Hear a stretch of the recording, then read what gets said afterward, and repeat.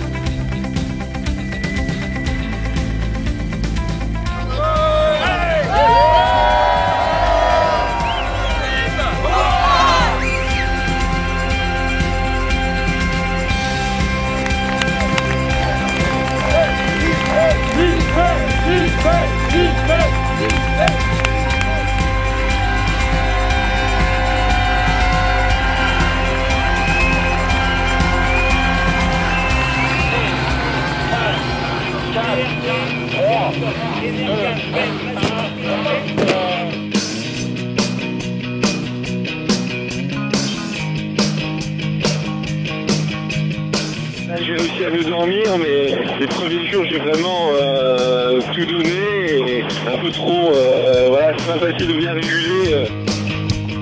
Mais je suis quelqu'un qui est sur le long terme, il y a une très forte vitesse de la cesse de course, donc c'est pas tous les jours facile. Ouais. On fait route maintenant vers le poteau noir, la plus directe possible. Voilà, chacun vise un peu là où il veut viser. Il y a énormément de vagues sur le pont. L'aviso est très puissant et c'est plaisant. Et au 9e jour de course, il y a du monde qui tourne autour du pot, un poteau noir comme on en a rarement vu. Armel Lecléache, fatalement ralenti, est pris en chasse par 5 bateaux qui se livrent une incroyable bagarre aux allures de régate entre 3 bouées. On va voir, quelle horreur. C'est hyper dur. Avec des grains jusqu'à 35 nœuds, c'est une superbe lutte vraiment dans une mer formée, voir les bateaux comme ça se grouiller quelque part, c'est vraiment très beau. Ouais. Les côtes brésiliennes s'approchent, donc c'est signe de chaleur, de musique, de fête un peu. Toujours une position un peu d'attaque, on va voir un peu comment ça se passe, mais techniquement, comme dirait notre ami Didier Deschamps, et tactiquement, ça me va.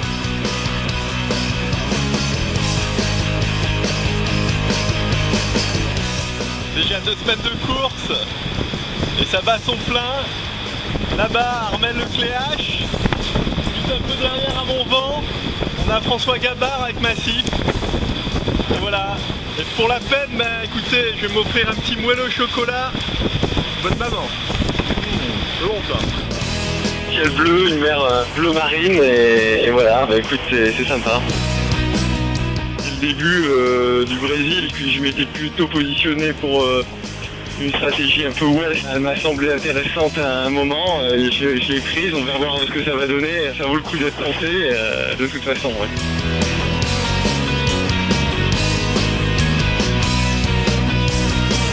Il faut aimer jouer à se faire peur quand on est marin, quand on mise tout sur une option dont on n'est jamais sûr. Jean-Pierre Dick a joué et gagné semble-t-il. Ça envoie du bois sur Virbac Patrick 3. La pétole a laissé place au grand vent. Le Grand Sud est là. Et bienvenue dans le monde de Virbac Patrick 3, un mois dans le Grand Sud, ça commence. Et c'est parti avec une belle petite dépression. Wouhou! Le 30 novembre, le record des 468 000 parcourus en 24 heures par Alex Thompson, datant de 2003, est effacé des tablettes. Jean-Pierre Dick passe la barre symbolique des 500 000. 502 000, soit 930 km avalés en une journée, propulsés par la seule force du vent. Joli bruit, voilà, 24 heures sur 24, c'est ce qu'on entend, des hurlements, des vagues, de atmosphère assez particulière.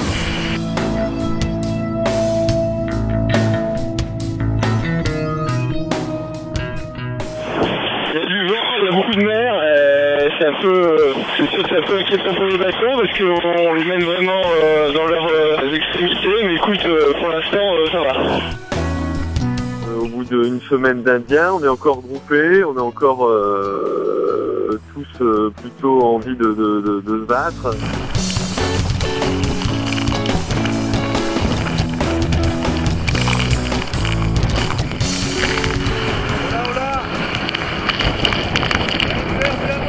François Gabard et Armel Lecléache sont en train de filer. Jean-Pierre Dick perd 80 000 en 24 heures. À 16 heures, il est à 155 000. Les deux bateaux devant ont effectivement plus de vent en permanence et moins de vent. L'enjeu, il est de fuir cette dorsale et rester devant, essayer de progresser malgré tout. Mais c'est sûr que ça va pas être facile de passer ce waypoint de West Australie. Ouais. Bon, il y a des oiseaux qui m'accompagnent et ça, c'est toujours vachement sympa. Ça fait 8 jours que Jean-Pierre Dick n'avait envoyé aucune image. Signe que les temps furent durs. Ouais, un beau grain des 40e. Ouais, le ciel noir derrière. Ça peut être dangereux lorsqu'on a beaucoup de toiles comme maintenant. Alors faut faire gaffe. Wouhou! Hard. C'est dur. Monter dans le mât, c'est pas mon truc.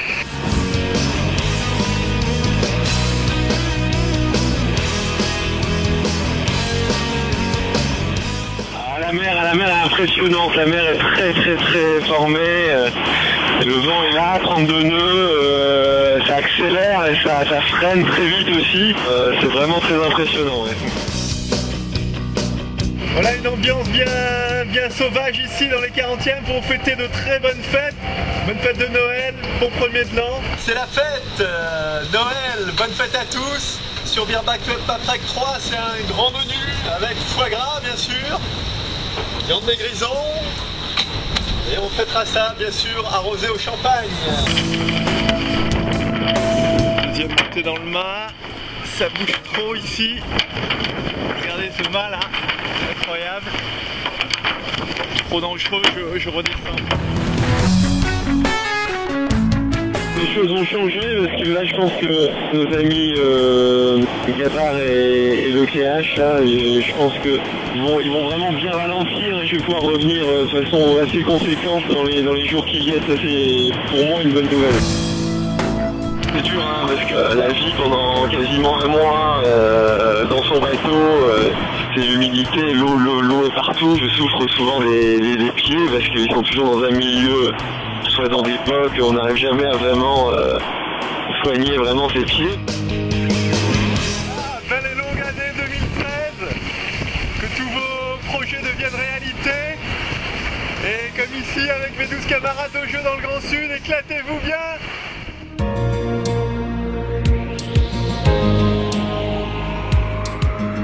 Terre, c'est l'or, mon pied. Wouhou. Champagne. Les conditions sont relativement favorables pour qu'on revienne un peu derrière. Après, c'est à moi de mettre le charbon pour essayer de reprendre le contact. Ici, on est en haut. Et effectivement, ça fait haut.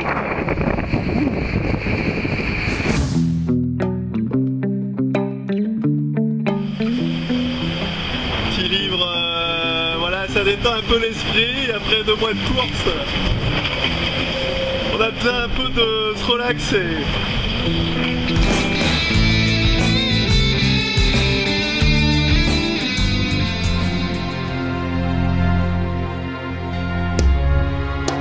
C'était un lundi noir, 2h30 du matin, l'été principal du bateau, celui qui tient le mât, c'est celui qui offre la sécurité au mât, était donc vacant, donc j'ai été obligé d'abattre, c'était incroyable, avec toute une journée pour essayer de remettre tout ça en place.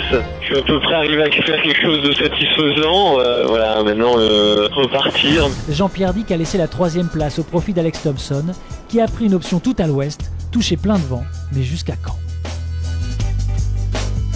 C'est vrai qu'on peut noter la belle progression d'Alex qui est passé derrière à la dépression lui et super important, donc a priori une très belle option et voilà, ça va relancer un peu le jeu comme on dit. J'aime la bagarre, donc il va en falloir. Effectivement, entre l'attaque pure pour les deux premiers, ce qui va évidemment être le plus difficile, Armel sera le plus à ma portée certainement, et puis un peu conservateur derrière. Préparation de l'été, consolidation, ça va me permettre de remonter dans les alizés de nord-est, et puis aussi déblocage de la drisse de tête qui était bloquée depuis le Pacifique. Donc deux bonnes choses qui vont permettre de terminer la route en plus de quiétude et surtout sauvegarder potentiellement mieux ma 3e place. Bye bye. Passage de l'équateur, le 17 janvier. On y est presque. Voilà une belle aventure. Bam! Nous sommes dans l'hémisphère nord. Voilà, c'est un moment un peu original, mais en tout cas toujours magique. Tant que la ligne n'est pas franchie, tout peut arriver. Juste derrière eux au classement, Jean-Pierre dit qu'on sait quelque chose. Tout d'un coup, un bruit sec. Heureusement, j'étais entre l'intérieur et l'extérieur. Il y avait eu plusieurs grains. Là, c'était un nouveau grain qui arrivait. Le bateau s'est couché. En une seconde, j'ai compris que la quille avait cédé. Effectivement, un bruit très fort. Le bateau est un peu une savonnette, peut chavirer.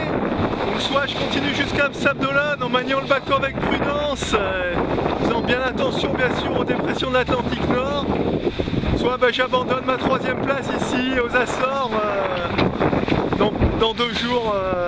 Pas une décision facile, je peux vous dire. Ça serait sympa de venir forcément au Sabdolan terminer la course, mais voilà, je ne veux pas prendre de risque ni pour le bateau ni pour moi. Passé 3e au classement de ce matin, Alex Thomson a incurvé sa trajectoire pour surveiller le skipper de Virbac-Paprec en prévision d'un fort coup de vent. Un geste salué par le Niçois. C'est vraiment un acte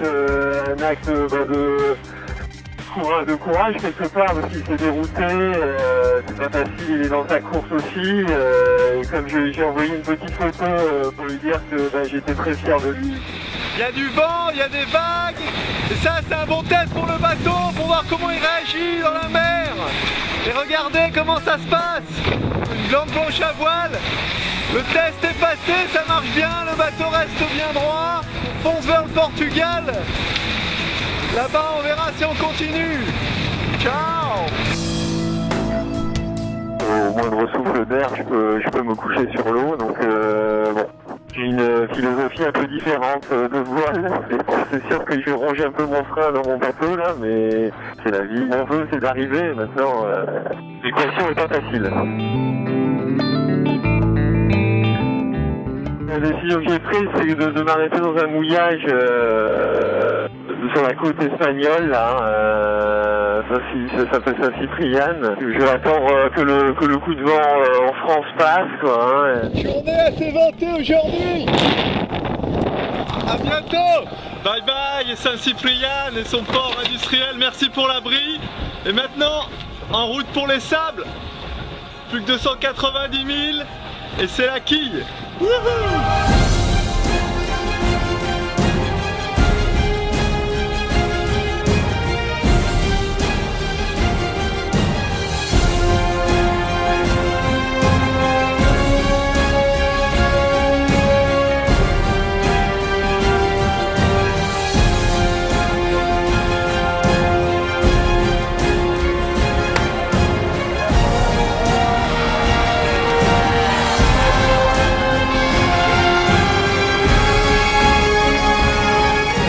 Il a fallu se sortir les tripes comme on dit pour y arriver. C'est une victoire humaine, ouais, c'est une victoire sur soi et ça fait plaisir d'associer les sponsors, d'associer les gens du projet, ceux qui croient en moi, aux valeurs qui sont données par cette course finalement, c'est-à-dire ténacité, courage, envie de gagner.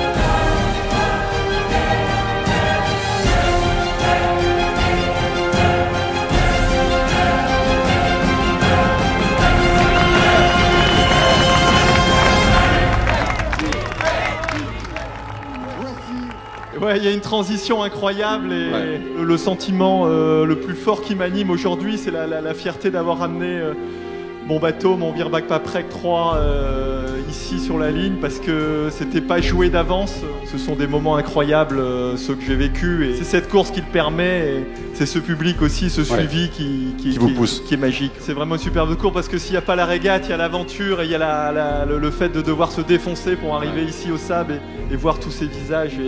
C'est la récompense ultime. Ça, c'est la récompense.